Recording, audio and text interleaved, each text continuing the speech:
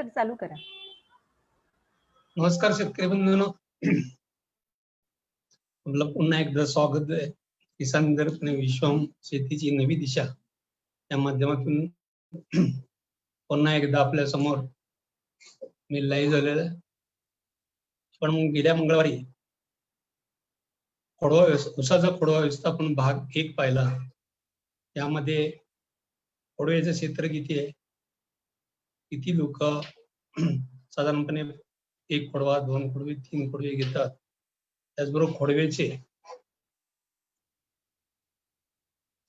ज्यादा खोडवे न घेण्याचं कारण काय काय यावर आपण सखोल चर्चा केली. खोडव्याचं क्षेत्र साधारणपणे सर्वच भागामध्ये 40 ते 60च्या दरम्यान असते. 40 ते 60% असते. म्हणजे लागणीचं क्षेत्र थोडंफार कमी असतं किंवा पाऊस पाणी जास्त असेल तेव्हा ते लागणी क्षेत्र वाढतं. पण जेव्हा पाऊस पाणी कमी असतं त्यावेळेला खोडवे क्षेत्र वाढलेलं आपल्याला दिसून येतं. पण एकूण उत्पन्नात जर खोडव्याचा सहभाग पाहिला तर खोडव्या पिकाचा जर सहभाग पाहिला तो साधारणपणे 50 ते 55% एकूण उत्पादनाच्या ह्याच्यामध्ये खोडव्याचं येतं. आणि खोडव्याचं उत्पन्न कमी असल्यामुळं सरासरी जी एकूण ऊस उत्पन्नाची आपल्याला मिळते ती कमी मिळते. त्याचं महत्वाचं कारण म्हणजे खोडव्याचं उत्पन्न प्रति एकरी किंवा प्रति हेक्टरी हे कमी निघतं. त्याचं कारण वेगवेगळी आहेत आणि या कारणावर आपण मात करण्यासाठी आज आपण उसाचा खोडवा भाग 2 यामध्ये चर्चा करणार आहोत. जे काही उसाचे जे खोडवाचं उत्पन्न कमी येण्याची जी काही कारण आहेत त्यातलं पहिलं कारण असतं ते म्हणजे फुटव्यांची संख्या कमी येणं, त्याची उगवण न होणं, रोगाचा किडीचा प्रादुर्भाव होणं, तणाचा प्रादुर्भाव होणं, जमिनीची प्रत किंवा जमिनीचा कस, जमिनीचा पोत कमी होणं, अशी बरीच कारणं आहेत. आणि त्या कारणावर आपल्याला मात करता येते का तर येते. तर उसामध्ये म्हणजे उसाचा जो खोडवा आहे त्या खोडव्यामध्ये साधारणपणे 10-11 प्रकारचे जर समजा आपण कामं किंवा टेक्निक तंत्रज्ञान जर आपण अंमलात आणलं तसंच जाता आपल्याला लागणी इतकं खोडव्याचं उत्पन्न घेता येतं. म्हणजे पूर्व हंगाम किंवा सुरू इतकं आपल्याला उत्पन्न खोडव्याचं घेता येतं. ज्या काही खोडव्याच्या शिफारशी जाती करण्याच्या महाराष्ट्र शासनाने शिफारस केली, विद्यापीठाने शिफारस केली किंवा वसंतदादा शुगर इन्स्टिट्यूटने शिफारस केलेल्या जाती आहेत त्यामध्ये को 86-032, कोएम 265, 8005, 10001 आताच नवीन रिलीज झालेली किंवा प्रसारित झालेली शिफारस केलेली 10001, 92-005 यासारख्या जाती यांचा खोडवा सगळ्यांचा चांगला येतो. आपल्या महाराष्ट्रामध्ये त्याचं ट्रायल घेतलं त्या ट्रायल मध्ये 1+2 असं म्हटलं जातं. 1 लागण 2 खोडवे असे त्याच्या वेगवेगळ्या विभागात त्याच्या ट्रायल घेऊन त्या शिफारस म्हणजे थोडक्यात मला सांगायचं की ज्या शिफारसी जाती आहेत त्यांचा खोडवा हा सरस येतो, चांगला येतो. म्हणून त्या शिफारसीमध्ये एक क्रायटेरिया असून त्या क्रायटेरिया ते पडताळून त्याप्रमाणे त्याची शिफारस केली जाते. या ज्या शिफारसी जाती आहेत त्या खोडवा देणाऱ्या चांगल्या जाती आहेत. खोडवा घेतना तर त्याचे फायदे अनेक आहेत. एक पहिला मी की मागच्या वेळेला आपल्याला सांगितलं की साधारणपणे 30 ते 40% एकूण खर्चामध्ये बचत. खोडव्यामध्ये आपल्याला नवीन मशागत करावी लागत नाही. खोडवा घेताना हे नांगरटणा, कोळवणी म्हणा, रोटावेटर म्हणा, सरी सोड म्हणा, बियाणावरचा, लागणीवरचा हा जो खर्च आहे हा खर्च जवळजवळ 30 ते 40% पर्यंत वाचला जातो. त्याचबरोबर खोडव्याला अगोदर मुळ्या फुटल्यामुळं जी पक्वताही लवकर होते. त्यामुळं तोडणी कार्यक्रमातील प्राधान्य खोडवा हा तोडणीमध्ये घेतला जातो.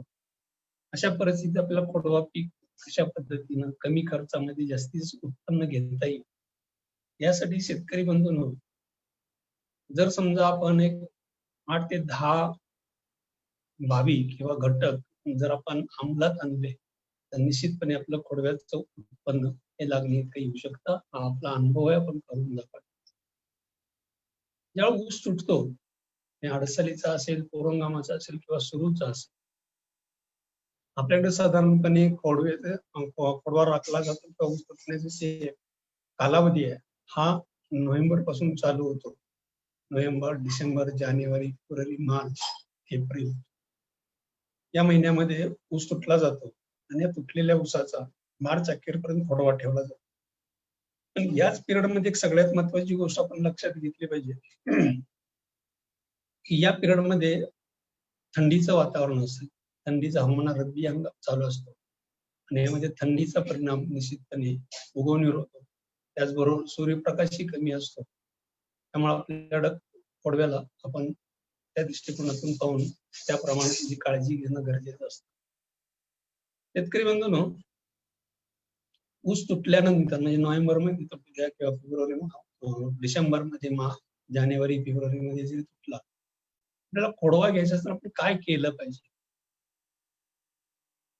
माझा जो अनुभव आहे की साधारणपणे बरीच लोक खोडव्याच्या व्यवस्थापनाकडे तेवढं पाहिजे इतकं लक्ष देत नाही जितकं लागणीला म्हणजे नांगरटीपासून अगदी तोडेपर्यंत लक्ष देतात, पण खोडव्याच्या बाबतीमध्ये सुरुवातीच्या दीड महिन्यामध्ये लक्ष दिलं जात नाही. त्यामुळे आपल्याला संपूर्ण वर्षभरात त्या पिकाचं संगोपन व्यवस्थित न झाल्यामुळं त्याचं उत्पन्न आपल्याला प्रति एकरी आपल्याला कमी मिळतं. आणि हे जर उत्पन्न आपल्याला चांगलं मिळवायचं असेल खोडव्याचं, तर पहिल्या 1 ते 1.5 महिन्यामध्ये जर आपण त्याचं व्यवस्थापन व्यवस्थित केलं तर निश्चितपणे आपण खोडव्याचं चांगलं उत्पन्न. आपण थोडासा स्वतःला जर प्रश्न विचारला की लागणीसाठी जसं आपण त्याचा बेवड बघतो, ऊसाची नवीन लागण करता बेवड बघतो, त्याला शेणखत, कंपोस्ट खत, गांडूळ खत याचा वापर करण्याचा प्रयत्न करतो, खोलवर नांगरट करण्याचा प्रयत्न करतो, रान माती भुसभुशीत करण्याचा प्रयत्न करतो, 4-4.5 फुटावर 5 फुटावर जमिनीच्या मजबुराप्रमाणे आपण सरी सोडतो. आणि दुसरा अत्यंत महत्वाचं की बियाण्यासाठी आपण बेणे मळ्यातील बियाणं वापरतो किंवा स्वतःच्या मळ्यातील बियाणं वापरतो किंवा रोपा आपण वेगवेगळ्या ठिकाणी चांगल्या प्रकारची रोपा आणून लावतो. ही जी लगबग खोडव्यामध्ये दिसून येते आणि ही जर खोडव्यामध्ये पहिल्या 15 दिवसामध्ये महिन्यामध्ये जर आपण लगबग जर केली तर निश्चितपणे आपल्याला खोडव्याचं पीक चांगलं मिळतं. कारण आपले काही शेतकरी बंधू आहेत की 80, 90, 100 टन, 125 टन काढणारे शेतकरी बंधू आहेत.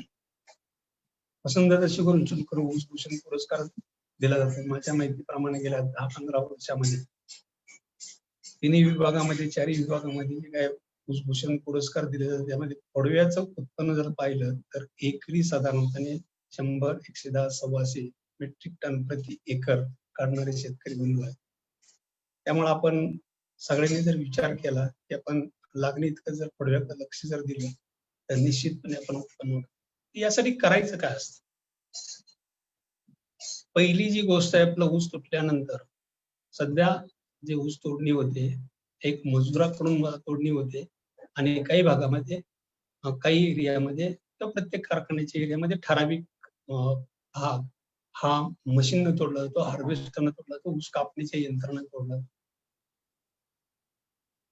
ऊस तोडताना थोड्याशा हलगर्जीपणा होऊ शकतो मजुराकडून, त्याच्यामध्ये ऊस तोडताना जमिनीला तुटला जात नाही किंवा जमिनीला घासून तुटला जात नाही, पण मशीनने तोडताना तो जमिनीला घासून तुटतो. याच वेळेला ज्यावेळेला ऊस तुटत असतो त्यावेळेला पाचट पडलेलं असतं. ते पाचट जे असतं हे पाचट त्याचं व्यवस्थापन करणं गरजेचं असतं. खाली खोडकी राहिलेली त्याचं व्यवस्थापन करणं गरजेचं असतं. त्याचबरोबर ज्या सऱ्या आहेत ज्या आपण पूर्वी भरणी केली होती त्याचा बरबाद झालेला असतो, त्याचं अंतर्मशागतीचं काम करावं लागतं.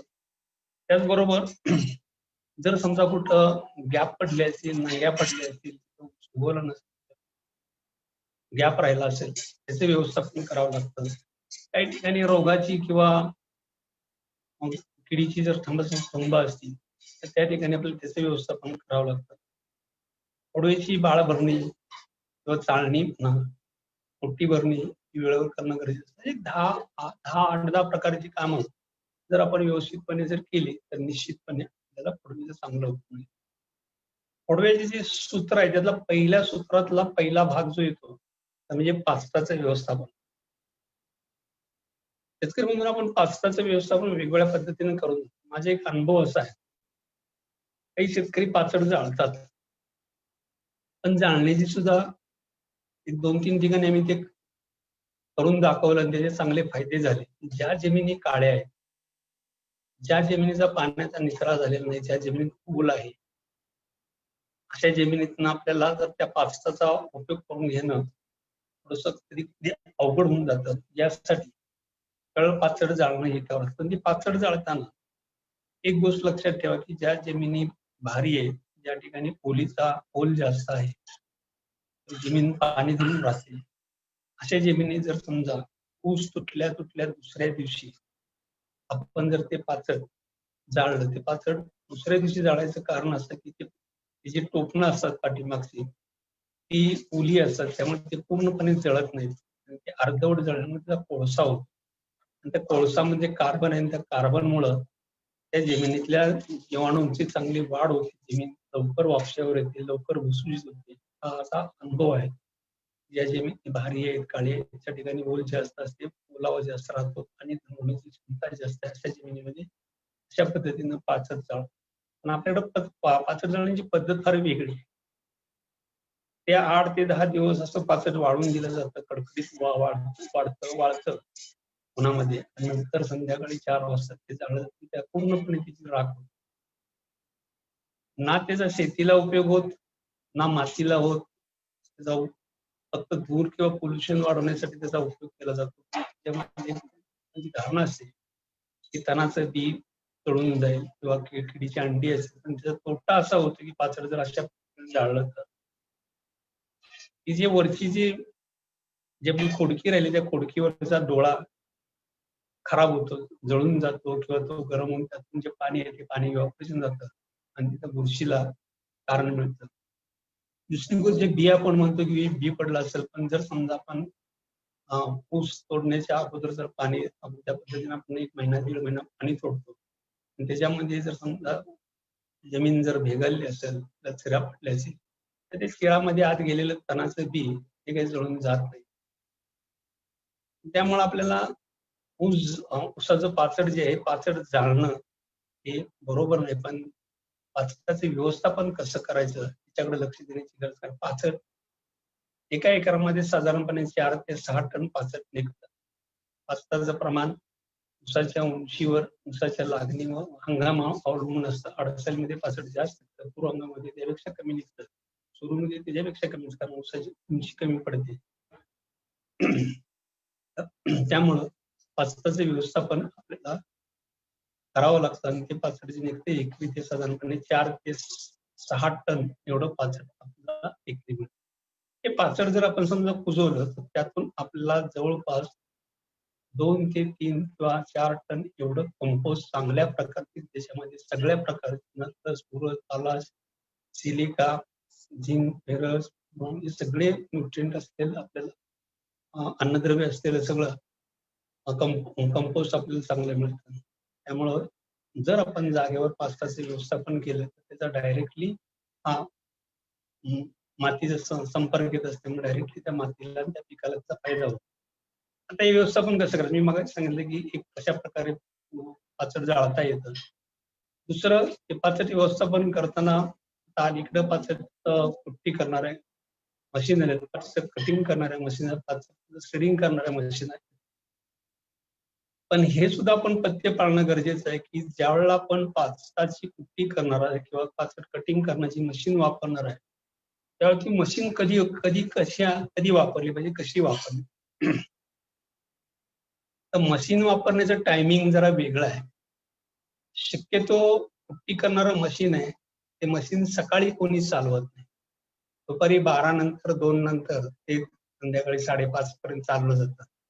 याचं कारण असं की जर सकाळी 10 पर्यंत त्या पाचडावर दव पडलेला असेल त्यामुळे पाचड ओलं चिंब झालेलं असतं आणि संध्याकाळी 4 नंतर हवा जेव्हा थंड व्हायला लागते या दिवसामध्ये तेव्हा 5 नंतर पाचड चिंबट होतं, त्याचा भुगा होत नाही आणि त्यामुळं त्या मशीनला लोड येतो. त्यामुळं 12 ते 4, 4:30, 5च्या दरम्यान ते मशीन ट्रॅक्टरवाले चालवतात किंवा शेतकरी चालवतात. शेतकऱ्याची धारणा अशी असते भुगा झाला पाहिजे.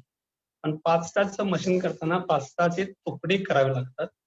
पाचट कटिंग करताना जे तुकडे झाले ते तुकड्याची जी लांबी आहे ती साधारणपणे 4 ते 6 इंचापर्यंत लांबी असते. त्यामुळे आपल्या जमिनीमध्ये, मातीमध्ये, सरीमध्ये बसवायला त्याचा अजिबात त्रास होतो.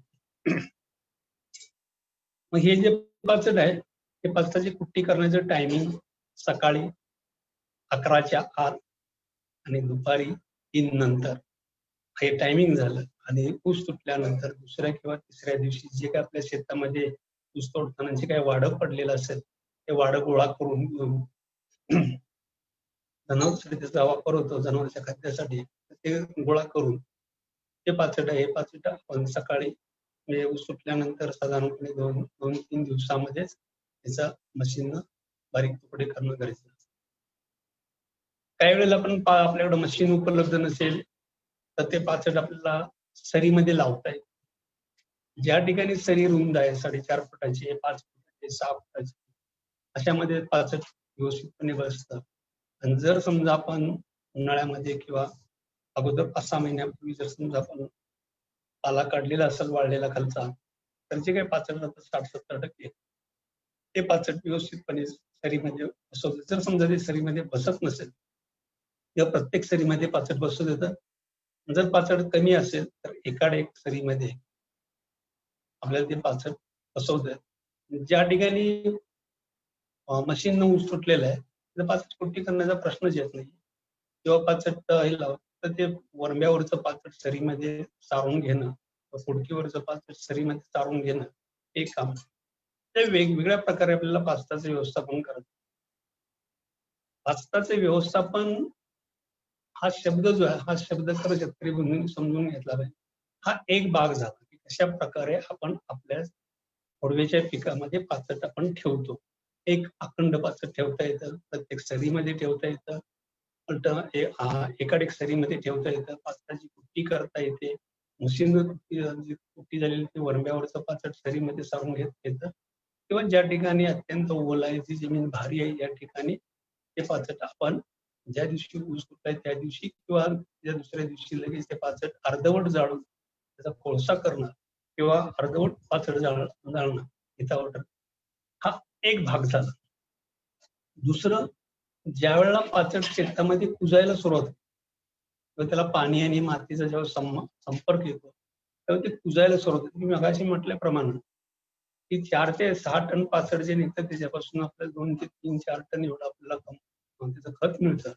ते खत तयार होताना ते जे पाचट कुजताना पाचट कुजणारे जीवाणू आहेत ते जीवाणू आपल्या जमिनीतलं अन्नद्रव्य काही प्रमाणामध्ये घेतात. यासाठी ज्या ठिकाणी आपण पाचट ठेवलेलं आहे त्या ठिकाणी आपल्याला एक गोष्ट लक्षात घ्या की त्या ठिकाणी आपल्याला युरिया आणि सिंगल सुपर फॉस्फेटचा वापर करणं गरजेचं आहे. युरिया आणि सुपर फॉस्फेट म्हणजे नत्र आणि फॉस्फरसचा वापर करणं गरजेचं आहे.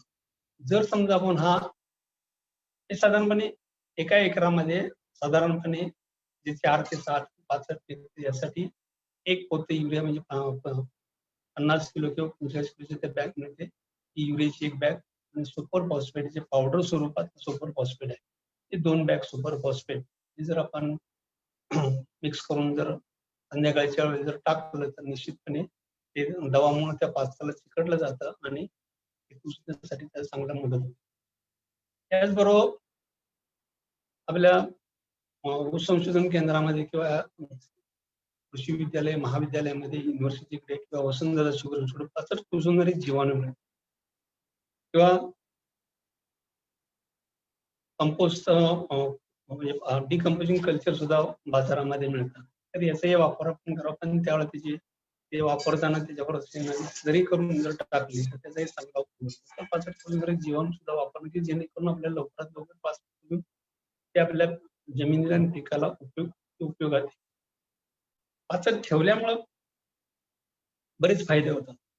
पहिला फायदा असा आहे की पाचट कुजल्यामुळे आपल्याला कंपोस्ट खत मिळतं. आणि आपल्या सगळ्यांना माहिती आहे की कंपोस्ट आपल्याला जे पाचटापासून जे खत मिळालेलं आहे हे सेंद्रिय असल्यामुळे त्यातले सगळे जे अन्नद्रव्य ते सेंद्रिय स्वरूपात म्हणजे उपलब्ध स्वरूपात पिकाला मिळू शकतात. आणि त्यामुळे जमिनीचा मगदूर जो आहे मगदूर सुद्धा जातो. जमिनीमध्ये जीव जीवाणू आहेत ते जीव जीवाणू चांगल्या पद्धतीनं वाढतात. म्हणजे जैविक जी सुपीकता आहे, जमिनीची जैविक सुपीकता चांगली राहते. जैविक सुपीकता चांगली राहिल्यामुळे जमिनीच्या जी माती आहे, त्या मातीच्या कणांची जडणघडण चांगली होते. त्यामुळे पाणी धरण्याची क्षमता, अन्नद्रव्य धरून ठेवण्याची क्षमता, जीवाणूंची संख्या याच्यामध्ये चांगली वाढ होते आणि त्याचा परिणाम आपला चांगल्या पिकामध्ये दिसून येतो. ते उत्पन्न आपल्याला चांगलं मिळतं.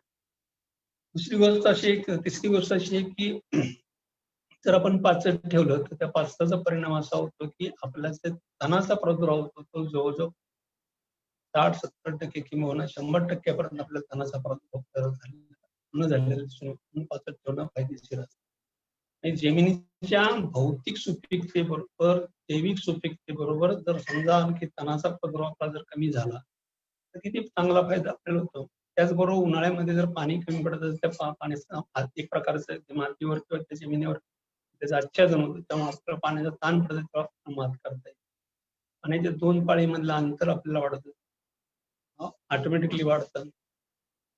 म्हणजे इव्हॅपोरेशन रेट तिथं कमी होतो. पाणी उडून मातीतनं जमिनीवरनं पाणी उडून ते प्रमाण आहे ते कमी राहतं. आपल्याकडं पाणी कमी असेल तर ज्या सरीमध्ये आपण पाचट ठेवलं त्या सरीमध्ये आपल्याला पाणी द्यायची गरज पडत नाही. जी सरी रिकामी आहे त्या रिकाम्या सरीत आपण पाणी दिलं. एकाड एक सरी आपण पाणी निम्म्याच भागाला आपण पाणी देतो. पण काही लोकांचा समज असा आहे, त्यामुळे मोठ्या प्रमाणामध्ये लोक पाचट जाळण्याचं शेतकरी बंधू पाचट जाळण्याचे करतात. कोल्हापूर भागामध्ये तर सांगली भागामध्ये त्याचं प्रमाण जास्त राहतं की जेणेकरून पाचट जाळलेलं चांगलं असते. एक महत्वाचं कारण आहे की त्यांना असं वाटतं की उंदरं फार होतं. पाचट ठेवलं तरी उंदर होतं, पाचट नाही ठेवलं तरी उंदीर. काही लोकांचा असा आग्रह की पाचट ठेवल्यामुळं उंदीचा मोठ्या प्रमाणात प्रादुर्भाव होतो. शेतकरी बंधूंनो, उंदीचं जे अन्न आहे पाचट कुजलेलं पाचट नाही किंवा पाचट नाही. हे लक्षात ठेवा. सेल्युलोजचं प्रमाण असल्यामुळं त्या किडीला तिचं अन्न त्यातनं मिळत नाही. त्यामुळे ते पाचट ठेवल्यामुळं उंदी वाढते हा गैरसमज 100% चुकीचा आहे. पाचटामुळे उंदराचा पाचटामुळे जर जमिनीच्या खाली जर ओल राहिली तर उंदराचा दुश्मन हे पाणी आहे. ज्या ठिकाणी ओल असते त्या ठिकाणी उंदीर कधीही राहत.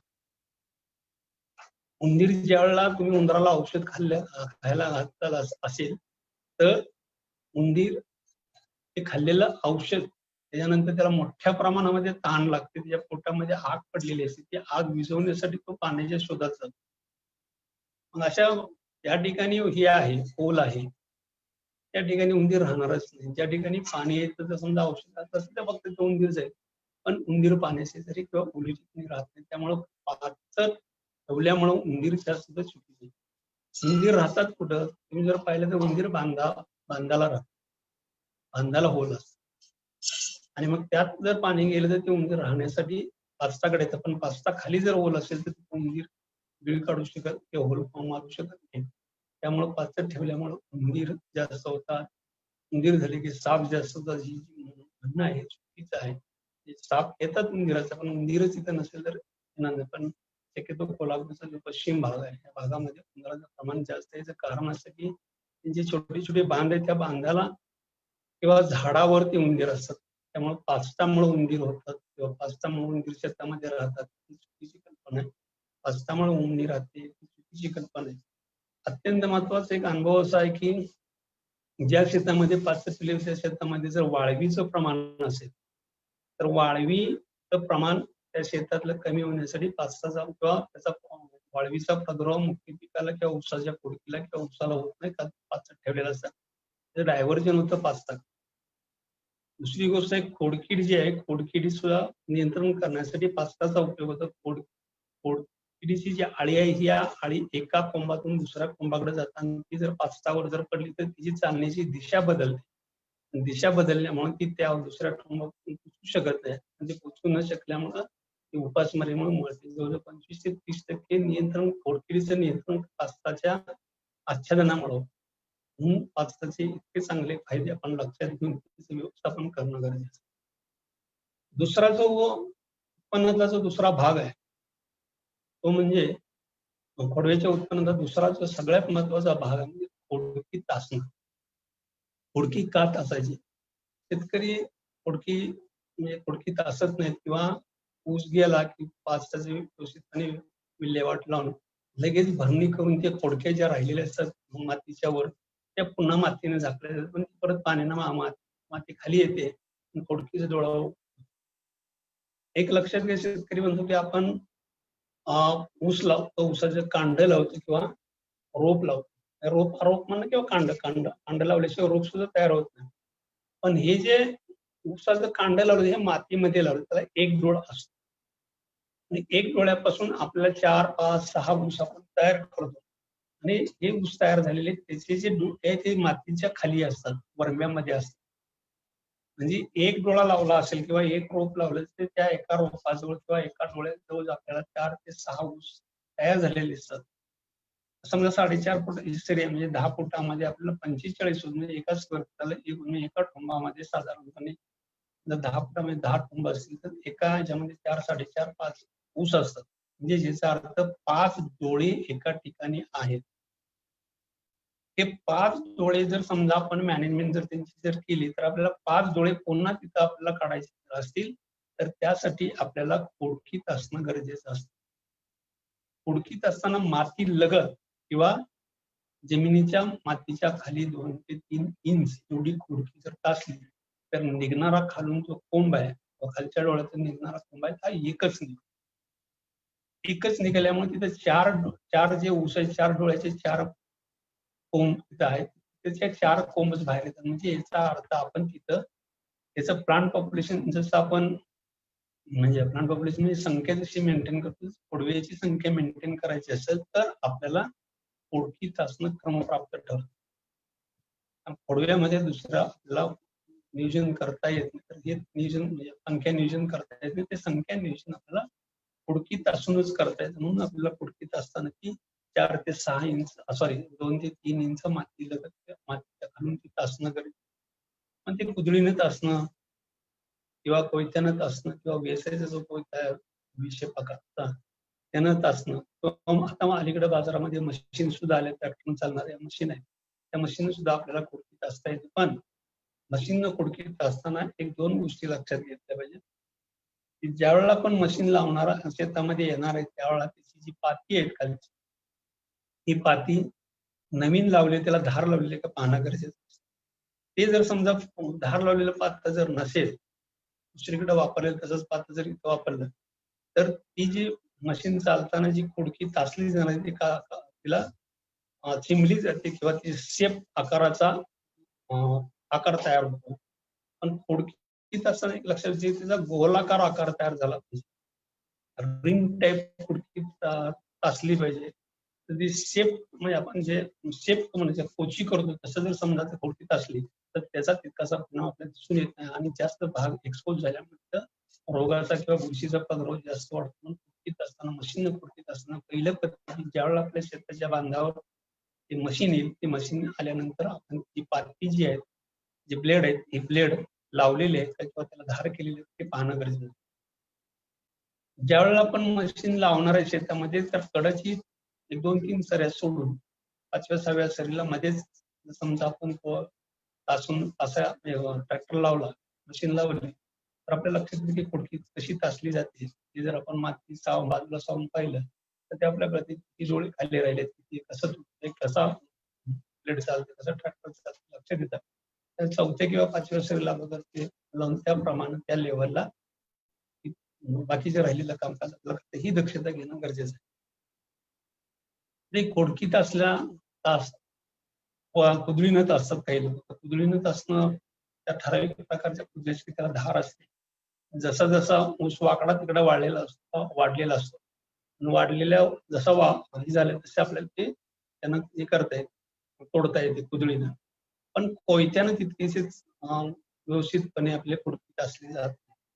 म्हणून खोडकी छाटताना ह्या बारीक सारीक गोष्टी लक्ष देणे, कारण तिथंच आपलं खोडव्याचं संख्या नियोजन आपल्याला करता येतं. कारण जर खोडकी टाचली असेल, तुम्ही जर कधी खोडकी काढून बघा, की खोडकीच्या खालच्या बाजूला शेवटच्या बाजूला जिथून तो फुटवा फुटलेला त्याच्या वरच्या बाजूला एक लसणाच्या आकाराचा आपल्याला डोळा दिसतो. या डोळ्यात जर कोंब आला तर तो मोठा जाडजूड त्याचा चांगला ऊस 1.5-2 किलो पर्यंत त्याचा वाढतो.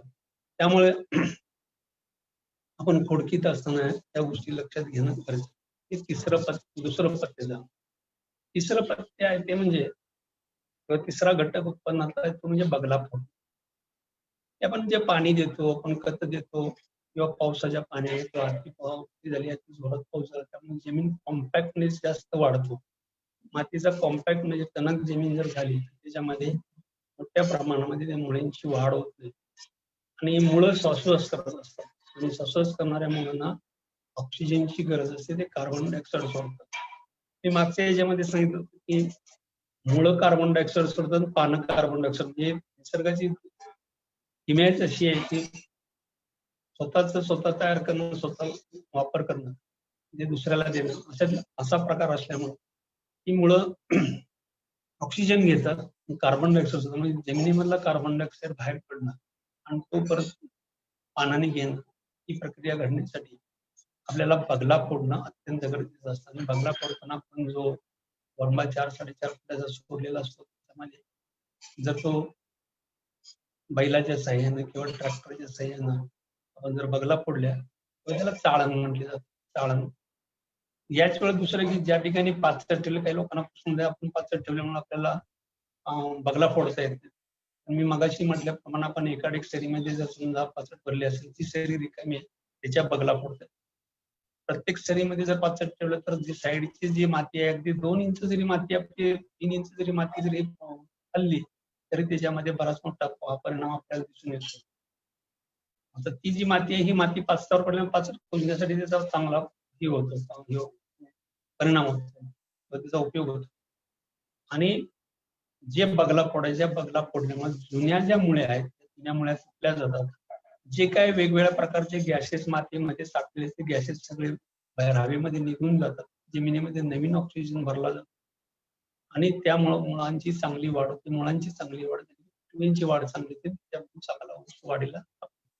आणि दुसरी अत्यंत महत्वाची गोष्ट, या बगलीची माती आपण सरीमध्ये पाडल्यामुळे ही जी माती आहे, ही माती ज्यावेळेला वरंब्याला लागते त्यावेळेस ही सरी आहे, ही सरी पूर्वी इतकीच राहते. साधारणपणे जेव्हा आपण मोठी भरणी करतो लागणीच्या औषधी, तेव्हा 6 ते 8 इंच माती लावलेली असते आणि तेवढीच माती पुन्हा फोड. आपण काय वेळेला काय होतं की शेतकरी त्याच सरीमधून माती जी आहे ती परत माती उचलून लागली जाते, त्यामुळे त्या सरीची खोली 8 इंचाची 10 इंच 12 इंच होती. त्यामुळं फुडकी वर राहते, पाणी खाली राहतं, हाही प्रश्न राहतो. त्यामुळे आपल्याला हे नियोजन करण्यासाठी जर आपण बगलाच फोडल्या तर त्या बगलीची माती सरीमध्ये पडते दोन्ही बाजूला, त्यामुळे सरीची उंची जी आहे उंची कमी होते आणि पुन्हा ज्यावेळेला आपण मोठी भरणी करणार आहोत ना 3 महिन्यांनी खोडव्याची, त्यावेळेला त्या मातीचा उपयोग आपण भरीसाठी करून तेवढीच उंची आपल्याला तिथं शिल्लक राहते. त्यामुळं त्या 2 गोष्टीकडे लक्ष देण्याची, खोडकी जमिनीच्या खालून टाचणं आणि बगला फोडणं खोडव्यामध्ये अत्यंत महत्वाचं काम आहे. जर अशी माती जर आपण म्हणजे बगला फोडल्या, अशा प्रकारे जर माती लावली तर म्हणजे फुटवे, त्या फुटव्यामध्ये सुद्धा कंट्रोल आपल्याला संख्या नियंत्रित करण्यासाठी त्याचा उपयोग होतो. हे तिसरं काम झालं की बगला फोडणं. बगला फोडण्यासाठी आता बाजारामध्ये ट्रॅक्टरचे अवजार आलेले किंवा बैलाने 2 दाती किंवा म्हणजे बळी नांगर असतो, नांगरेचे हे फोडल्या जातात किंवा कल्टिवेटरचे काही मधले दात काढून त्याच्यामध्ये आपल्याला त्या बगला फोडता येतात. अशा पद्धतीनं बगला फोडणं अत्यंत गरजेचं ठरलं. दुसरी एक अत्यंत महत्वाची आहे की जर आपण खोडव्यामध्ये सबसॉयलरचा वापर जर केला तर निश्चितपणे त्याचा चांगला परिणाम आपल्या खोडव्याच्या पिकामध्ये दिसून येतो.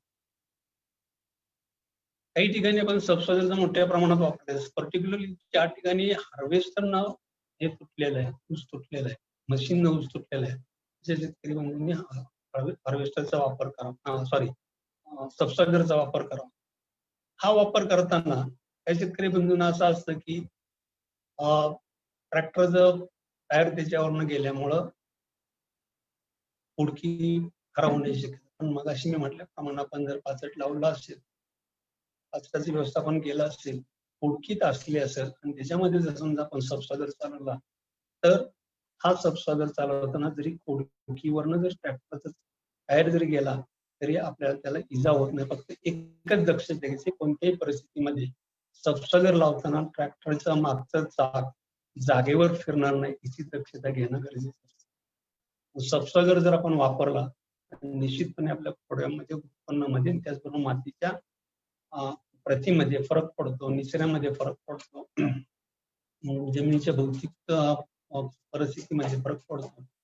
त्यामुळे आपण सबसॉयलर हा निश्चित चालवा. आणि यावर्षी मोठ्या प्रमाणामध्ये पाऊस पडल्यामुळे प्रत्येक जमिनीमध्ये ओलावा अजून टिकून आहे. तो ओलावा लवकरात लवकर कमी होऊन क्षाराचं प्रमाण कमी व्हावं आणि आपली जमीन लवकर वापशावर आणण्यासाठी याचा, कारण जमिनीचा जर वापसा राहिला तर जमीन थंड राहते. थंड राहिलेल्या जमिनीमध्ये ऊसाचा फुटवा म्हणा किंवा खोडव्याचा फुटवा म्हणा हा कमी निघणं किंवा अन्नद्रव्याचा पुरवठा कमी होणं या गोष्टी घडतात. त्यासाठी आपल्याला सबसॉयलरचा वापर करणं म्हणजे बगला फोडणं असेल किंवा सबसॉयलर चालवणं असेल तर यासाठी आपण कटाक्षाने लक्ष देण्याची गरज आहे. सबसॉयलर चालवताना काही ठिकाणी खोडकी दाबली जाते, ट्रॅक्टरच्या साहाय्याने खोडकी दाबली जाते, पण हे काही ठिकाणी शक्य पण सगळीकडे शक्य नाही. काळ्या रानामध्ये शक्य नाही. जिथं तांबडी माती आहे, माती मोकळी आहे, अशा ठिकाणी ज्या ट्रॅक्टरच्या मागची चाक आहे त्या मागच्या चाकाचा टायरची बटणं बसलेली आहेत, गुळगुळीत टायर आहे, अशा ठिकाणी जर समजा आपण तो, कारण खोडकी तासायला गेलं तर त्या मोकळ्या मातीतनं खोडकी निघून बाहेर येते.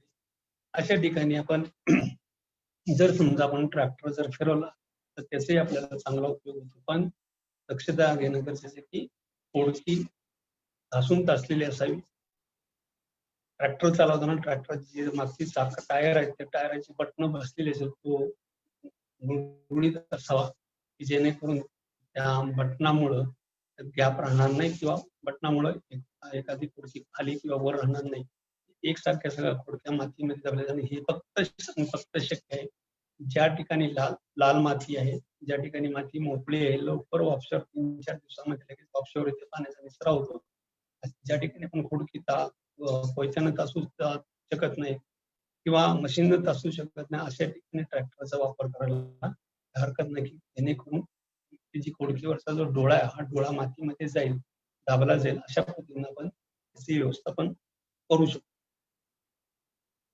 आता जो चौथा सगळ्यात महत्वाचा भाग आहे तो म्हणजे खत देणं. हे खत देताना काही लोक मोठ्या प्रमाणामध्ये सुरुवातीचा जो हप्ता देतात तो हप्ता देताना युरियाचा वापर. शेतकरी बंधूंनी एक लक्षात ठेवा, युरिया जर आपण हातात घेतला तर थंड होतो. या वेळेचं वातावरण जे आपण खोडवं जे आपण ठेवतो त्या खोडव्याच्या ठेवण्याचा जो पिरियड आहे हा थंडीचा पिरियड असतो.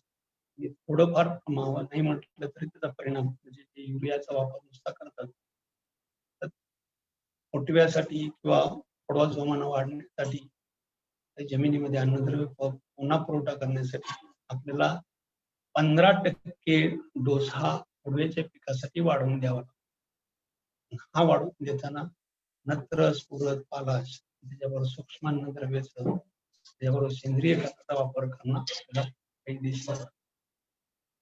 पण काही शेतकरी फक्त युरियाचा पहिल्यांदा वापर करतात. नुसता युरियाचा वापर कधी करून उपयोग नाही, कारण फुटवा फुटण्यासाठी फक्त फुटण्याची त्याला ऑलरेडी मुळ्या आलेल्या असतात. जोपर्यंत मुळी फुटत नाही तोपर्यंत पान येत नाही, पान जोपर्यंत येत नाही तोपर्यंत झाड कुठंही लक्ष देत नाही. म्हणून सुरुवातीला फक्त युरियाचा वापर न करता, नत्राचा वापर न करता स्फुरद आणि पालाश याचा वापर करणं. साधारणपणे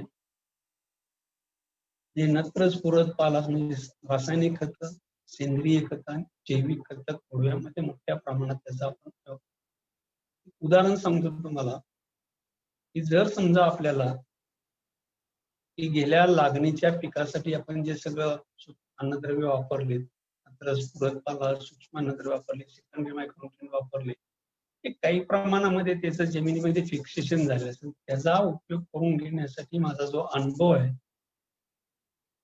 याच्यामध्ये आपण जैविकचा जर वापर जर केला तर चांगल्या प्रकारे आपल्याला खोडव्यामध्ये उत्पन्न घेता येतं. की खोडवा ठेवल्यानंतर सुरुवातीला खोडवा आपल्याला पिवळा पडलेला दिसतो. कधी कधी ती नायट्रोजनची कमतरता असते, कधी कधी सल्फरची कमतरता असते, कधी फिरसची कमतरता असते, कधी कधी सिलिकाची कमतरता असते, पानावरचे डाग दिसतात. तर यासाठी जर समजा आपण जैविक जीवाणूंचा जर आपण वापर केला तर निश्चितपणे या गोष्टीवर आपण, कारण असलेले जे अन्नद्रव्य आहे ते उपलब्ध करून देण्याचं काम हे जीवाणू करतात. म्हणजे समजा नायट्रोजनची कमतरता असेल, म्हणजे पिवळं पडलं असेल, नायट्रोजन नत्रामुळे पिवळं पडतं किंवा गंधकाच्या कमतरतेमुळे पिवळं पीक पडतं. नत्र स्थिर करणारे जीवाणू आहेत, सल्फर ऑक्सिडायझिंग बॅक्टेरिया आहेत, एवढंच काय फेरस ऑक्सिडायझिंग बॅक्टेरिया बाजारामध्ये मिळतात. तर याचा जर आपण वापर जर केला तर निश्चितपणे आपल्या सुरुवातीला जे आपलं पीक उचलणं जातं की पिवळं पडतं, पिवळं पडलेलं पीक, तर त्याच्यावर मात करण्यासाठी इमिजिएट त्याला ते मिळण्यासाठी जर आपण जैविकचा वापर केला, म्हणजे हा एकात्मिक वापर करण्याची गरज आहे. तर सगळ्यात महत्वाचा जो चौथा पॉइंट आहे त्याच्यामध्ये खताचा हप्ता देताना नत्र स्फुरद पाला साधारणपणे 75 किलो युरिया द्यायचा एका एकरात.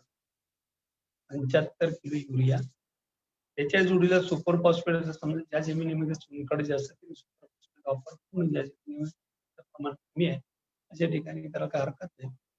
पण एक मग 10-20 असेल, 12-32-16 असेल किंवा 20-13 असेल किंवा DAP असेल, त्या ठिकाणी तुम्ही वापरू शकता.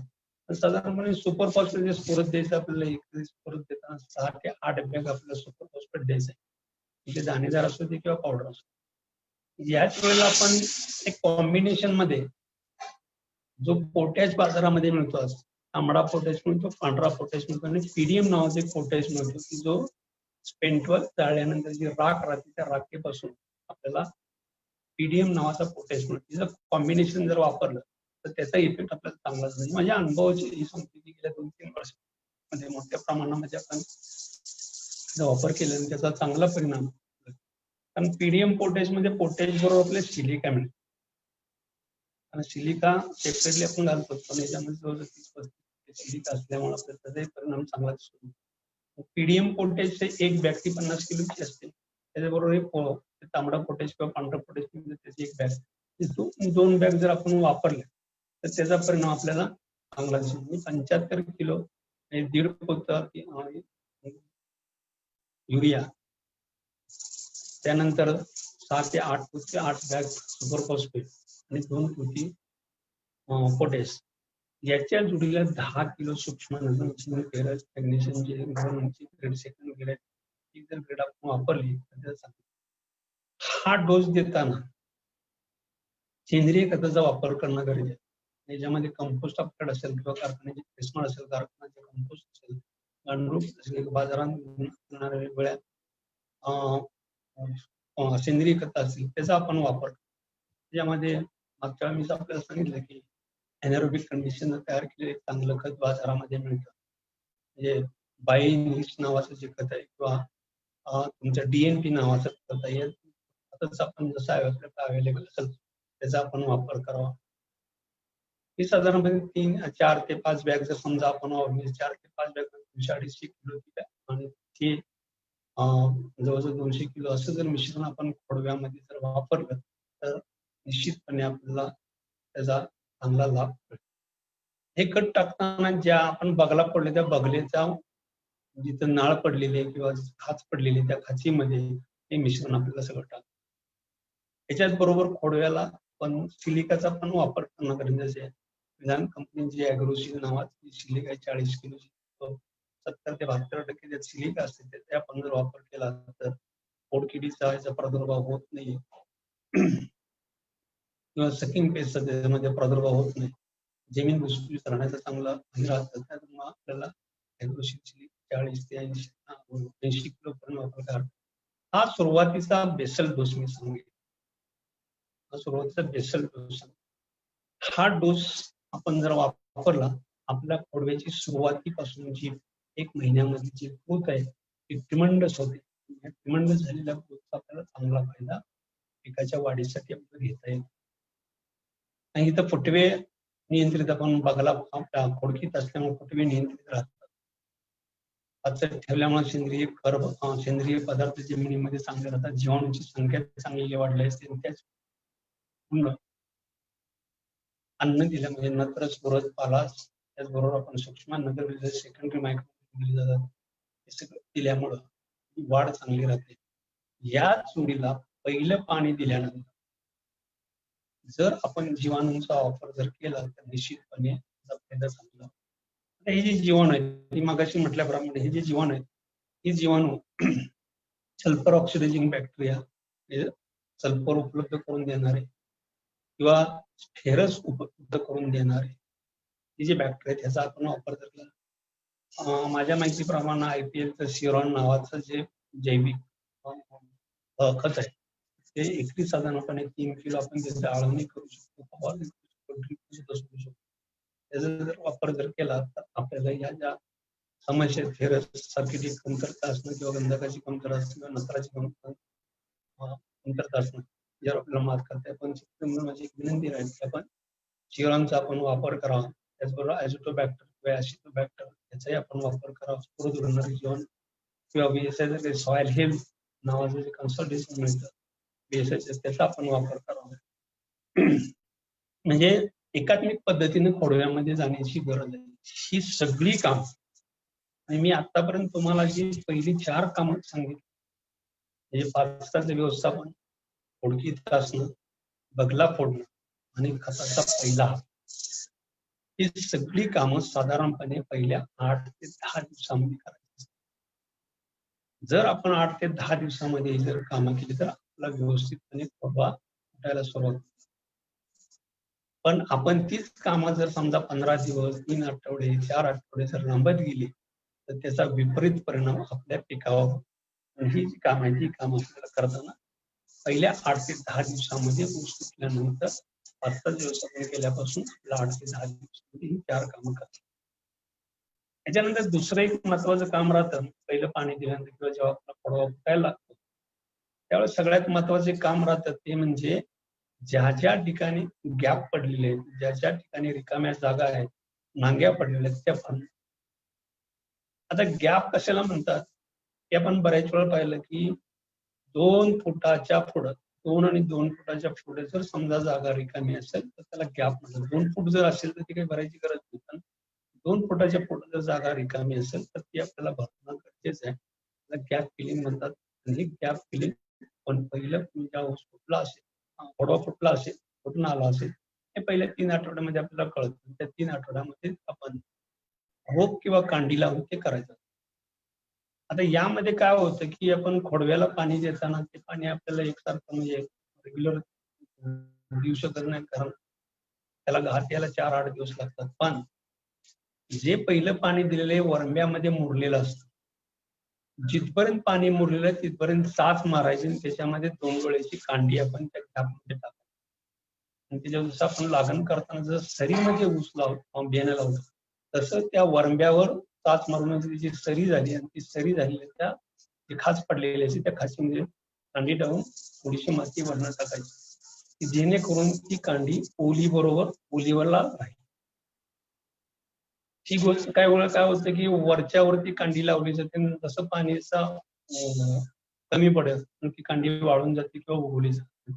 पण कांडी जर लावायची असेल तर आपल्याला किंवा रोप लावायचा असेल तो जो वरंबा आहे हा वरंबा साधारणपणे 3, 4, 5 इंच खाली खोल खोदावा लागतो किंवा ती साच तेवढी मारावी लागते आणि त्याच्यामध्ये ते रोप त्या लेवलला, पाण्याच्या लेवलला, खोलीच्या लेवलला ते लावावं लागतं. जर समजा रोप लावलं किंवा कांडी लावली ते निश्चितपणे आपल्याला 2 आठवड्यामध्ये 3 आठवड्यामध्ये तिथं उगवणं. ते खाच पडले ती पूर्णपणे सपाट करायची नाही, त्याच्यामध्ये थोडीशी खाच राहणार.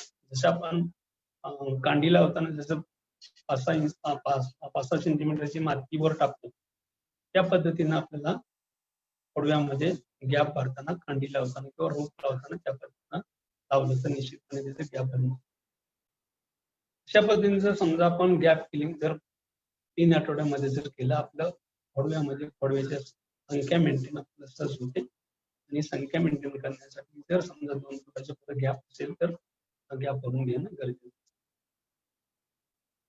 याच पिरियडमध्ये त्यावेळेला आपल्या खोडव्यामध्ये काही रोगाचा किंवा किडीचा प्रादुर्भाव होण्याची शक्यता असते आणि मोठ्या प्रमाणामध्ये 2 गोष्टीकडे खोडव्यामध्ये लक्ष द्यावं लागतं. ते म्हणजे एक रोग जे आहे गवती वाढ आणि काही भागामध्ये किंवा काही क्षेत्रामध्ये आपल्याला कांडीचा प्रादुर्भाव झाला सुद्धा दिसतो.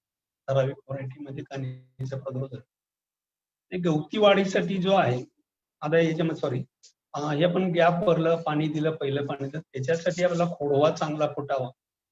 हा खोडवा चांगला फुटण्यासाठी आपल्याला एक महत्वाची गोष्ट करायची आहे, ती म्हणजे जी खुडकीत असलेली आहे, खुडकीत असलेली जमिनीतली ओल बघू. आपण जैविकची फवारणी केली तर अतिउत्तम.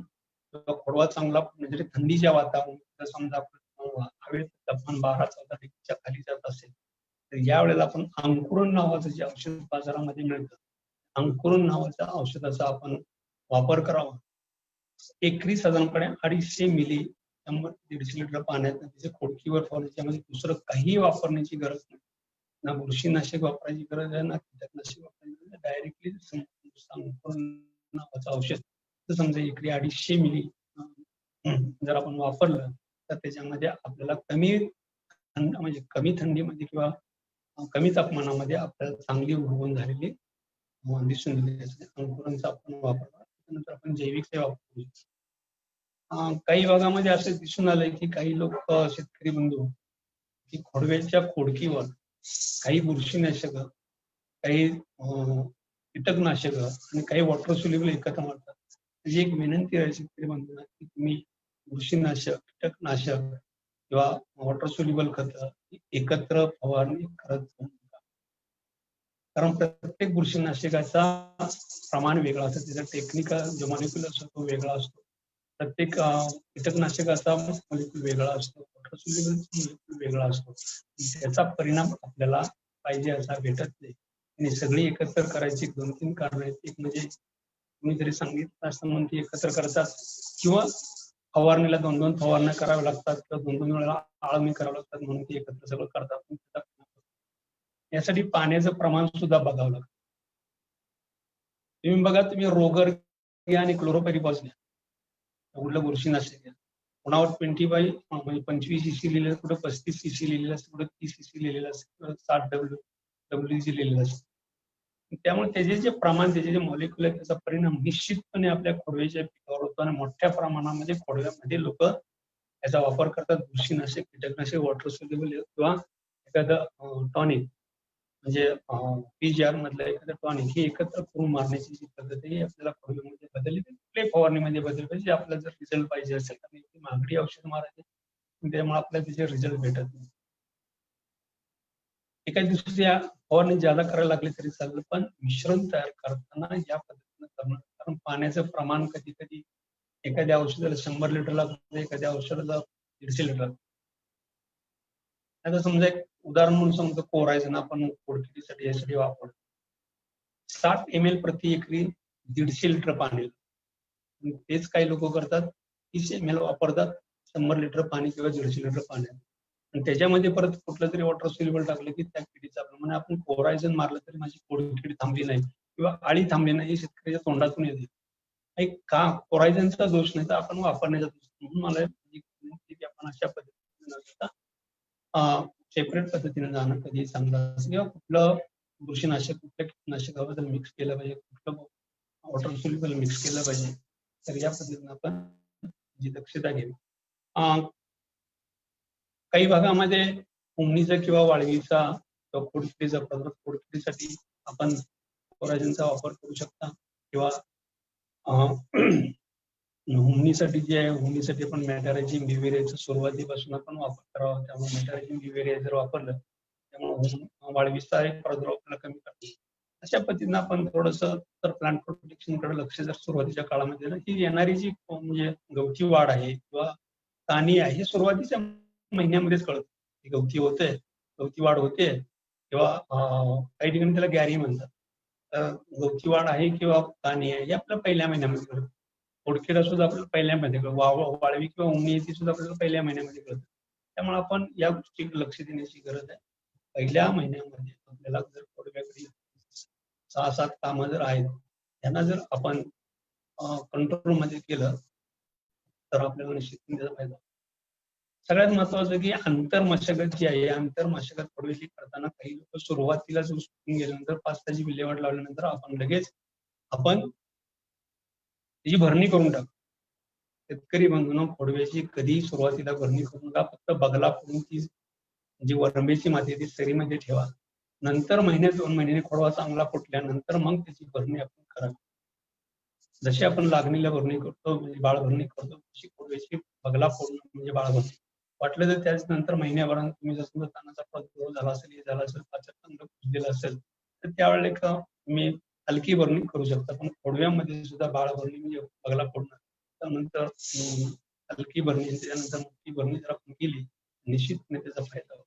मगाशी मी सांगितल्याप्रमाणे जसा लागणीचा म्हणजे बेसल डोस सांगितला तसा आपण भरणीचा डोस आपण देऊ शकतो. अशा पद्धतीने आपण खोडव्यामध्ये मोठ्या भरणीचा म्हणजे कार्यक्रम करताना सुद्धा 2.5 ते 3 महिन्यांनीच करावा. पण तो सुरुवातीलाच केल्यानंतर संपूर्ण काम एका महिन्यामध्ये करून टाकायचं. खोडव्याला पाणी देत राहायचं. कधीही खोडव्याचे पीक चांगले येणार नाही, चांगले यायचं असेल ज्या पद्धतीने आपण लागणीमध्ये जे सत्य पाळतो 3 महिने, तीच आपल्याला पहिल्या महिन्यामध्ये आपलं सगळं करावे लागतात. जो भरणीचा कार्यक्रम राहतो तो कार्यक्रम त्याच्या वयाच्या नुसार आपण करणं गरजेचं आहे. 2 महिने 3 महिने याप्रमाणे जर केला निश्चितपणे त्याचा आपल्याला परिणाम चांगला. यानंतर खोडव्याचा डिटेलमध्ये जर आपल्याला याचा तर आपल्याला बराच वेळ लागेल. पण जे काही मुद्दे आपल्याला 10-11 मुद्दे सांगितले, या मुद्द्यावर जर आपण भर दिला तर निश्चितपणे आपल्याला लागणे इतका खोडवा आपल्याला घेता येतात. शेतकरी म्हणून जे प्रश्न असतील तर त्यांनी प्रश्न विचारत. मॅडम काही प्रश्न आहेत का? हॅलो. हा सर, आहे हॅलो. क्वेश्चन. सर विषयाला धरून नाही आहे, गणेश सर यांचा प्रश्न आहे. हॅलो. हॅलो. हा सर. हा सर विषयाला धरून प्रश्न नाहीये, गणेश सरांचा आहे. लागणीच्या ऊसाला मोठ्या भरणीनंतर येणारे कोंबारे काही शेतकऱ्यांच्या शेतात येतात, काहींच्या शेतात येत नाहीत. असे का होते आणि त्यासाठी वेगळे अन्नद्रव्य व्यवस्थापन करणे गरजेचे आहे का? ओके. शेतकरी म्हणून एक लक्षात ठेवा की आपण विषयांतर करतो. विषयांतर म्हणजे आपला आता खोडव्यावरचा पण वेबिनार चालू आहे. त्याचं आपण लागणीच्या संदर्भात आपण चर्चा करू. ठीक आहे, विचारलेल्या प्रश्नाचं उत्तर देतो मी. त्याला वॉटर शूट म्हटलं जातं. की भरणीनंतर येणारे जे कोंबारे आहेत हे वॉटर शूट निघाले. आणि वॉटर शूट तसं पाहिलं तर फायद्याची आहेत आणि तोट्याची आहेत. फायद्याच्या दृष्टिकोनातून असं की शेतकऱ्याला त्याचा वजनामध्ये फायदा होतो. म्हणजे वॉटर शूट वाढले पाहिजे, त्याला 8, 10, 12 कांडी आली पाहिजे. आणि तोटा असा की त्याची रिकव्हरी कमी असते. त्यामध्ये पाण्याचं वॉटर शूट म्हणजे पाणी कोंब असं म्हटलं जातं मराठीमध्ये. त्याला हत्ती कोंब म्हटलं जातं कारण तो सगळ्यापेक्षा जाड असतो. हत्तीच्या पायासारखा, हत्तीचा पाय जसा जाड असतो तसा तो जाड असतो. तर हे जे वॉटर शूट किंवा हत्ती कोंब जे आहे किंवा कोंबारे जे निघाले त्याच्यामध्ये 2 पॉईंट अत्यंत महत्वाचे आहेत. एक म्हणजे पाण्याचं तुमचं नियोजन. पाण्याचं नियोजन तुमचं कसं आहे त्याच्यावरती अवलंबून असतं. पाण्याचं नियोजन जर समजा तुमचं मागं पुढं जर झालं तर त्यामध्ये कमी जास्त प्रमाणात कोंब निघतो. ज्या ठिकाणी परत फुटव्यांची संख्या कमी आहे त्या ठिकाणी हत्ती कोंब निघण्याचं प्रमाण पण बऱ्यापैकी राहतं. सगळ्यात महत्वाची गोष्ट की पाण्याचं नियोजन. आणि ज्या वेळेला ऊस 4 महिन्याचा 5 महिन्याचा होतो त्यावेळेला जर समजा तो ऊस तुमचा 7, 8, 9 कांडीवर असेल आणि खालचा वाळलेला 3-4 पानं जर आपण काढून घेतलेले असेल आणि जर समजा सूर्यप्रकाश त्या पानापर्यंत जर पोहोचत खाली मातीपर्यंत पोहोचत असेल आणि पाण्याचं नियोजन जर व्यवस्थित तर तिथं आपल्याला काही प्रमाणामध्ये हत्ती कोंब किंवा वॉटर शूट निघालेले दिसतं. पण हे वॉटर शूट उशिरा निघून चालत नाही. जर उशिरा जर निघाले तर त्याच्यामध्ये नुसतं पाणीच राहतं. पण जर समजा आता लवकर 4-5 महिन्यामध्ये निघाले तर त्यात बऱ्यापैकी रिकव्हरी येते, वजन सुद्धा चांगलं होतं. पण हत्ती वॉटर शूट घेणं हे तितकंसं सहज शक्य होत नाही. त्याचं कारण असं की त्याला पाण्याचं नियोजन लागतं.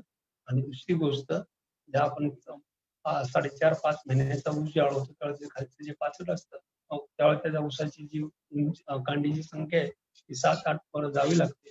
आणि त्यावेळेस जर समजा आपण वाळलेलं पाचट जर काढला सूर्यप्रकाश जर समजा त्याच्या बुडक्यामध्ये मातीमध्ये पडत असेल तर वॉटर शूट ते निघतात आणि त्याचा ऊस घेतला जातो लोकांच्याकडून, पण ते तिथलं तर फायदेशीर नाही. एका दृष्टीनं फायदेशीर, शेतकऱ्याचं वजन वाढतं, पण दुसऱ्या दृष्टीने पण जर समजा तुम्ही ते करण्यापेक्षा जर समजा सीमित 35,000 ते 40,000 जर समजा ऊस राहिले तर ऑटोमॅटिक तुमचं वजन वाढायचा प्रश्न येत, ऑटोमॅटिक वजन वाढत. वॉटर शूट निघाल्यानंतर जमिनीची प्रत सुद्धा काही ठिकाणी कमी होते. ज्या ठिकाणी जास्तीत जास्त वॉटर शूट तिथं खोडवा चांगला येत नाही. त्यामुळं जे पूर्वी जे फुटवे निघाले तिचे चांगलं संगोपन केलं तर तेवढंच उत्पन्न आपल्याला मिळतं. आणि काही ठराविक व्हरायटीमध्ये जास्त वॉटर शूट निघतात, जसं की 86-032 मध्ये जास्त निघतात, 265 मध्ये कमी निघतात, 8005 मध्ये कमी निघतात.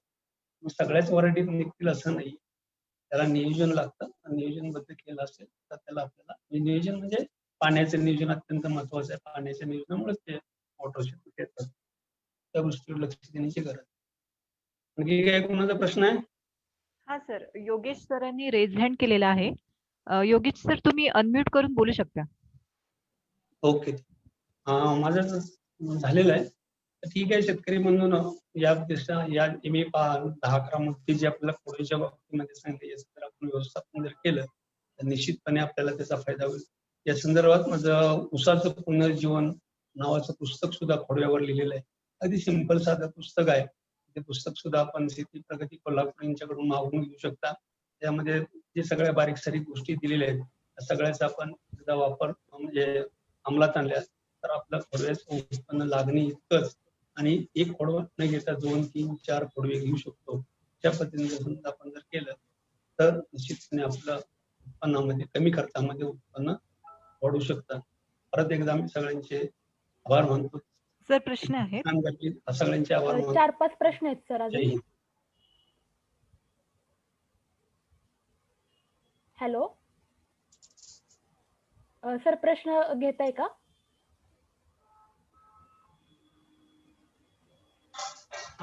हा मॅडम, झालं माझं.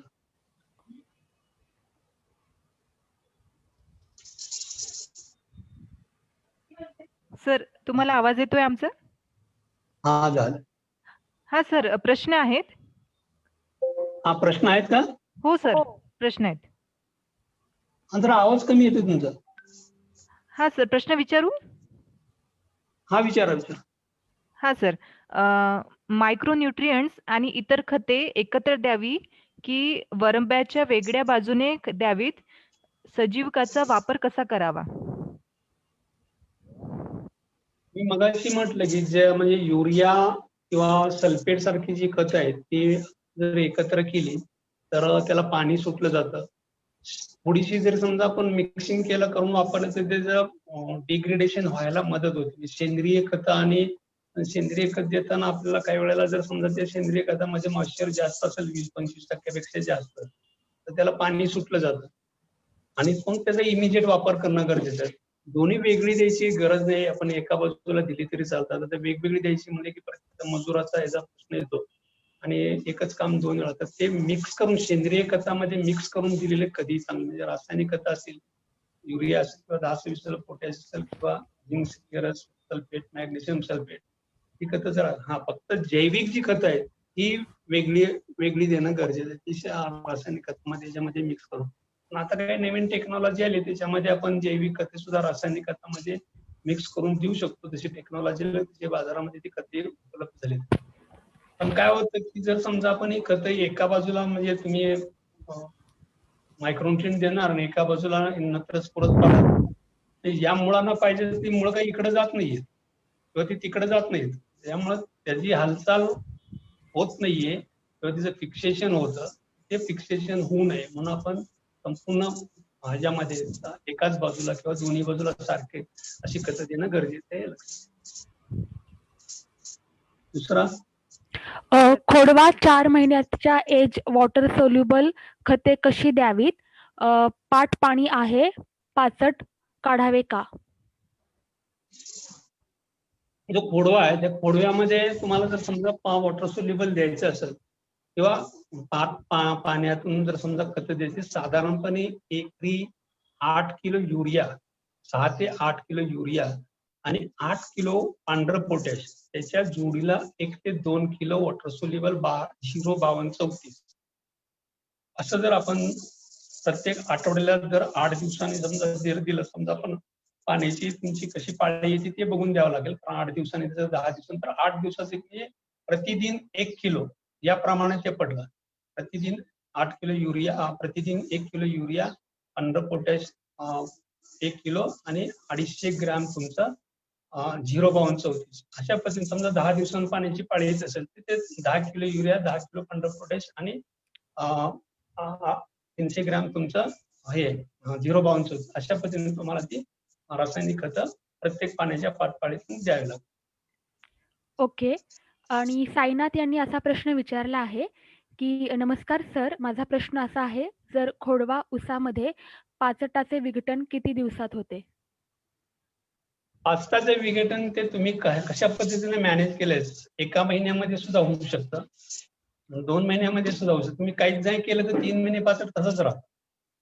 पण जर समजा पाचट तुम्ही मशीननं कुट्टी केलं असेल किंवा समजा हे केलं, मशीननं सुटला असेल तर ते पाचट 1 महिन्यामध्ये येऊन जातं की त्याच्यामध्ये युरिया आणि सुपर फॉस्फेटचा आपण वापर करावा. मगाशी मी सांगितल्याप्रमाणे 1 युरिया आणि 2 सुपर फॉस्फेट. डिकम्पोजिंग कल्चर जर समजा आपण वापरलं की बाजारामध्ये ते मिळतं, 20 ग्रॅमची पुडी सुद्धा मिळते किंवा 1 किलोचा पुडा सुद्धा मिळतो. तर ते जर आपण समजा वापरलं तर त्याला आपल्याला 1 महिन्यामध्ये सुद्धा ते पाचट कुजणं म्हणजे तुम्ही त्या पाचट हातात घेतल्यानंतर जी मूठ ओळली तर त्याला ते काळं पडलेलं असेल, काळं पडले याचा अर्थ ते कुजायला सुरुवात झाली. नंतर समजा मोठीमध्ये घेऊन जर समजा त्याचा भुगा जर झाला ते कुजलं, तर ते कुजण्याची क्रिया इमिजिएट चालू होते माती आणि पाण्याच्या संगमाला. पण ते किती दिवसात कुजवण्यासाठी तुम्हाला लवकर कुजायचं कल्चर वापरा. त्याचबरोबर युरिया आणि सुपर फॉस्फेटचा वापर म्हणजे ते लवकरच लागतं. नाही तर तसंच जर राहिलं तर ते 2 महिने 3 महिने तसंच कुजत राहतं. गणेश यांनी प्रश्न विचारलाय, संजीवकाचा वापर किती फवारण्या कराव्यात? खोडव्यामध्ये ज्या फवारणी करायचे त्याच्यामध्ये सुरुवातीची मगाशी मी फवारणी सांगितली की खोडकीवरची फवारणी, ते अंकुरणची फवारणी करायची. तुम्हाला फुटवा कमी टेम्परेचरमध्ये फुटवा चांगला भेटतो. नंतर जे म्हणजे तुम्हाला जर संजीवक नाही पण 1261 असेल किंवा सूक्ष्म अन्नद्रव्य असेल, मायक्रोन असतील, त्याची फवारणी प्रत्येक महिन्यामध्ये खोडकीवर केली, नंतर दिवसांनी 1 महिन्याने उगवून आल्यानंतर केली. त्यानंतर तुम्हाला एखादी दिसायला लागली डिफिशियन्सी कमतरता तर त्या मायक्रोन्यूट्रिएंटची असेल, सल्फरची असेल किंवा झिंकची असेल किंवा बोरॉनची असेल, तर याच्या कमतरतेनुसार आपण प्रत्येक महिन्याला एक फवारणी करावी. असे शक्यतो 3 फवारणी तर जसं लागणीमध्ये आपण करतो त्या करणं गरजेचं आहे. जर समजा आपल्याला चांगल्या प्रकारचं पीक आहे, जसं मी तुम्हाला सांगितलं की पहिली अंकुरांची फवारणी झाली, दुसरीची फवारणी 13,045 1 किलो शुभ नावाचं एक संजीवन बाजारात मिळतं. ते साधारणपणे 500 ml 1 एकरासाठी 500 ml ते शुभ आणि 13,045 1 किलो 100 ते 150 लिटर पाण्यातून आपण जर फवारणी जर केली तर आपल्याला फुटवे चांगले मिळतात. पानाची रुंदी, लांबी आणि पानाचा कलर आणि कमी सूर्यप्रकाशामध्ये सुद्धा त्याची वाढलेली असेल यासाठी शुभची फवारणी पहिल्या महिन्यामध्ये करावी. दुसरी जी फवारणी ही सुद्धा आपण शुभ करावी. जर समजा आपल्याकडे नसेल आपण मायक्रोन्युट्रिएंट 1919 किंवा गॅलियम नावाचं बाजारामध्ये एक सीवीड मिळतं. ते गॅलियम नावाचं सीवीड जर आपण वापरलं तर त्याचे परिणाम आपल्याला सांगायचे. 3 फवारण्या जर केल्या तर मला वाटतं की 3 फवारणीमध्ये खोडवा आपल्याला 3 महिन्यामध्ये भरणीला यायला पाहिजे. अशा प्रकारे आपण त्या फवारण्या कराव्या. आणि एक प्रश्न असा पण आहे की खोडव्याला खत पी आहारिकाने द्यावे का? काय? त्यांनी असं विचारलंय की खोडव्याला खत पी आहारिकाने द्यावे का? खत पाणी. सॉरी, माझा तो मुद्दा मी पारीच्या सहाय्याने घेतला नाही, कारण पारीनं खत घातलेलं चांगलं असतं. पारीनं खत दिलेलं काही जमिनीमध्ये टाकता येत नाही, काही जमिनीमध्ये टाकता येत.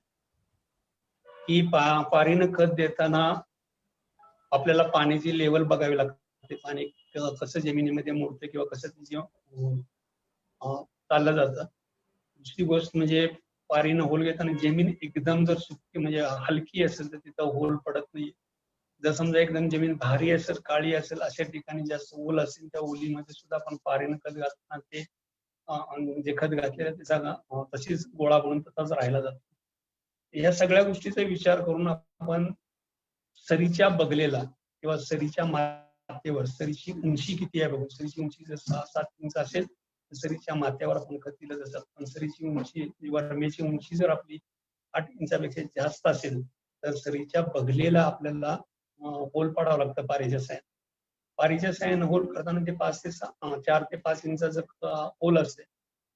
पारीनं खत देताना जेव्हा आपण होल घेतो तेव्हा पार कधीही फिरवायची नाही. जशी आपण सरळ टाकलेली आहे तशीच ती बाहेर काढणं गरजेचं. जर समजा ती गोल फिरवली तर आतून तिचा दबली जाते आणि आत एक प्रकारचा भिंतीसारखा ते तयार होतं, गोल तयार होतं आणि त्यामुळं ते जे खत टाकलेलं ते खताचं जेव्हा विघटन होतं ते विघटन झालेलं मॉलिक्यूल पाण्यामध्ये विरघळत नाहीत आणि ते तसाच तो गोळा राहिला जातो. म्हणून फार कधीही ती गरगर फिरवायची नाही. तर आज जशी टाकलेली आहे होल करण्यासाठी तशीच ती उचलून बाहेर घेणं गरजेचं असतं. पारीनं खतं देताना आपल्याला शक्यतो जी रासायनिक खतं पाण्यामध्ये विरघळतात ती खतं देणं गरजेचं आहे. म्हणजे युरिया असेल, 10-20 असेल किंवा पोटॅश असेल, पांढरं पोटॅश असेल, त्यामध्ये शक्यतो ज्यादा सेंद्रिय खतं मिक्स करून चालत नाही. ठराविक थोड्या प्रमाणात 10, 15, 20% तुम्ही ते मिक्स करून टाकू शकता विघटन होण्यासाठी. पण जर मगाशी म्हटल्याप्रमाणे जर 200 किलो 300 किलो एकरी जर समजा ती सेंद्रिय खतं त्यात मिक्स टाकली तर तो गोळा तसा ही काही पथ्य पाळणं गरजेचं. पण पारीनं खतं दिलेली चांगली. त्याचा इफेक्ट जो आहे हा इफेक्ट आपल्याला दिसायला वेळ लागतो. जसं आपण मगाशी सांगितलं की बगला फोडल्यानंतर त्यामध्ये खतांचा डोस द्या, तसा डोस दिल्यानंतर त्याचा 15 दिवसामध्ये महिन्यामध्ये जसा इफेक्ट दिसतो पिकावर तसा पारीने दिलेल्या खताचा डोस 3-3.5 महिन्यानंतर दिसायला सुरुवात होते. त्यामुळं शक्यतो पारीने खत देताना त्याचा पाण्याशी मातीशी व्यवस्थितपणे संबंध आला पाहिजे हे लक्षात घेऊन तर ते लवकर लागू होतात. ही गोष्ट लक्षात घेणं गरजेचं. झालेत सर प्रश्न. झाले प्रश्न? हो. Okay, thank you very much. धन्यवाद. सर्व सहभागींचं स्वागत किसान फोरम तर्फे. आणि सर तुमचंही स्वागत. तुम्ही धन्यवाद की तुम्ही आम्हाला एवढी चांगली माहिती दिली.